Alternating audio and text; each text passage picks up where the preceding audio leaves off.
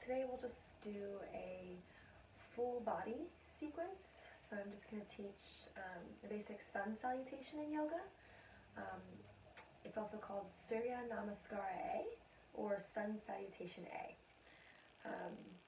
Bear with me here as I'm playing with the camera angles, so hoping I can get the full body shots and you'll be able to see it all. So first thing, you want to start just standing. Your feet can be either together or hip distance apart. Hip distance is the inner hips. So not all the way out here, but these inner hips. Kind of feel that hip marks. Good reference points is just 2 fist distance apart as well.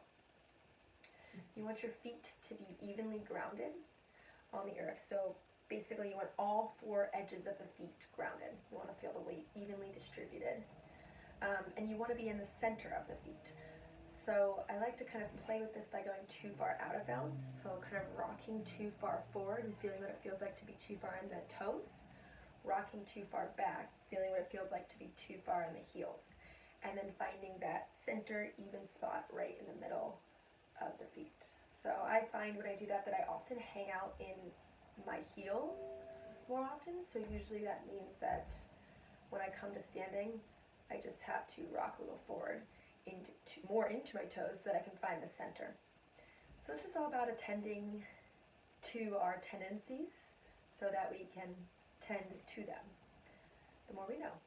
So finding that even balanced spot here on the feet, and then see if you can stack the hips directly over the ankles, shoulders directly over the hips. So we want this bone alignment, bone stacked. If you can find that, roll the shoulder blades open and down the back, open the palms up facing forward. Another thing too is I like to keep like a micro bend in the knees, teeny tiny, so that we're not locking the legs past straight. Some people have a tendency to hyperextend, so you want that teeny little bend in the knees so that you can do that. And then opening the shoulders up. This pose here is called Tadasana pose or mountain pose. I'll give 2 names. The name that ends in the asana, so Tadasana is the Sanskrit word, which is the language of yoga. Mountain pose is the English translation. So Tadasana is the first pose, and then breathe in, we'll look up, reach our hands all the way up. Urdhva Hastasana, or upward salute. Here, still focusing on that bone stack, maybe tucking the tailbone under a little, shoulder blades drawing down the back, straight, strengthen arms. And you can look between the hands if you don't have any neck considerations. Deep breath in. And breathe out. Fold all the way forward. My cat's decided to join us. So here in your forward fold, try to keep a slight bend in the knees. So I'm going to turn sideways so you can see this. So bend in the knees so that you can maintain connection with the low ribs and the upper thighs. So this will allow the head to just totally hang here. We'll move the kitty out of the way. So still having the feet parallel and evenly rooted, and then you want this low rib, the upper thighs to connect so that the head can hang down. Most of the time we'll try and hang out here with the head still, the neck still supporting the head because we're so used to supporting the head all day long with the neck. See if you can let the neck just totally relax. Let the head completely hang. Give it a break.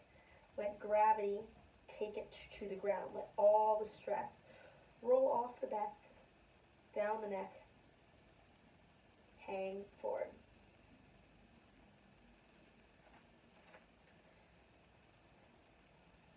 I like to sometimes grab opposite elbows here and sway side to side.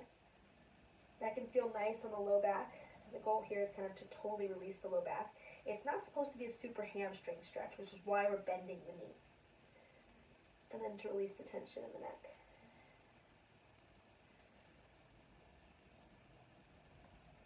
So this is Uttanasana, or forward fold.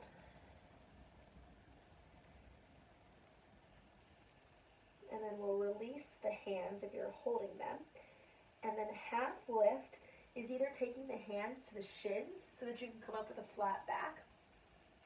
I usually do my hands on the shins. If you have long enough hands to reach the ground on your fingertips, you can do that too, but you see that compromises my flat back. So the main goal is flat back. If we had blocks in a studio or something to prop the hands on, that can work too. But putting on the shins works good too. So the main goal here is just that flat spine and having the completely extended neck here.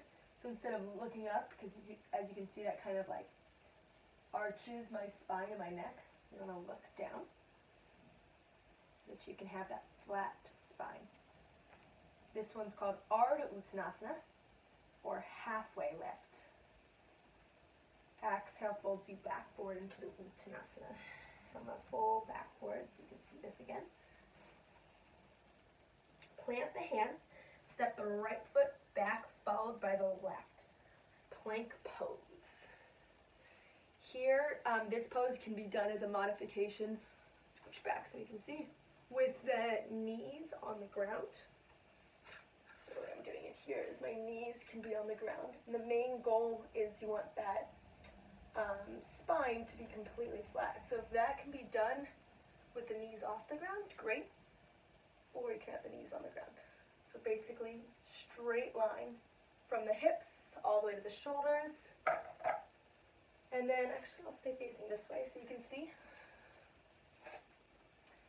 The next pose is going to be chaturanga. So you'll bend the elbows, hugging them in towards the sides. This can still be done with the knees on the ground. You want the elbows to stay close to the ribs. And then hovering an inch or so above the ground before we come all the way down. So as you see, I maintained that nice long spine, hopefully, the whole way down. All the way to the earth. Hands can come beside, let's see, can we see? Yeah, hands beside the ribs here. So next to the low ribs, so all the way down near the low ribs. Feel the palms of the hands pull back towards the tips of the toes so that you can inhale, lift your chest up. Cobra pose or Bhujangasana. Instead of the elbows splaying out like this, see if you can pull the elbows back. So you pull the elbows back, pull the shoulders back, lift the heart up. Breathe out. Lowers you down. So you can, when we're going through that one, you can always do Cobra by lifting the chest. The other option is pushing the hands into the ground, straightening the hands, or the arms, pushing the feet into the ground to lift the thighs. I'll show you that one sideways too. So from Cobra, pushing the tops of the feet into the ground, pulling the elbows back, straighten the arms, lift the thighs. So see how my thighs are coming up. Lifting the heart. Still drawing the shoulders back, lifting the chest forward. Deep breath in. And as you breathe out, curl the toes under, lift the hips up and back for downward facing dog. I didn't quite mention it, those other ones, but for all of these, we want our hands to be spread wide, so especially here in downward dog. The index fingers are going to be pointing, are going to be parallel with one another and pointing forward. The fingers are spread nice and wide, so instead of loose, relaxed fingers, spreading them nice and wide. Perfect. Deep breath in here. The hips are up and back. Shoulder blades drawing down the back. You can keep a slight bend in the knees to protect the hamstrings. Filling the belly with air as you breathe in, letting go all the air as you breathe out.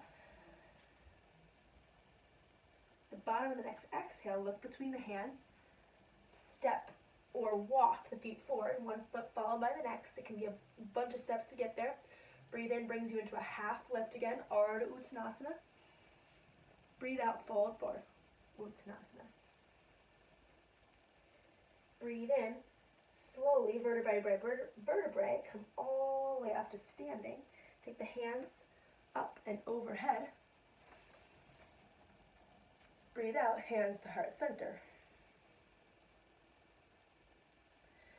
That took a while to get there, but that is the Sun Salutation, Surya Namaskara A. And the goal when you end here is to end in that Tadasana so that your feet are parallel or together, hip distance, if they are parallel. Well, okay, either way they're parallel, but they're either hip distance or together. And then the weight is evenly distributed. The shoulder blades are drawing down the back. Hands can be at heart center or by the side. So we'll move through that a little bit faster now. Breathe in, look up, reach up, Urdhva Hastasana. Breathe out, fold forward, Uttanasana. Inhale, half lift, Ardha Uttanasana. Exhale, fold forward, Uttanasana. Plant the hands, step the right foot back, followed by the left. Plank pose, fingers spread wide, index fingers parallel facing forward. Nice flat back. Knees can be on the ground. Deep breath in. And as you breathe out, tug the elbows close to the ribs. Lower down towards the earth, chest coming forward.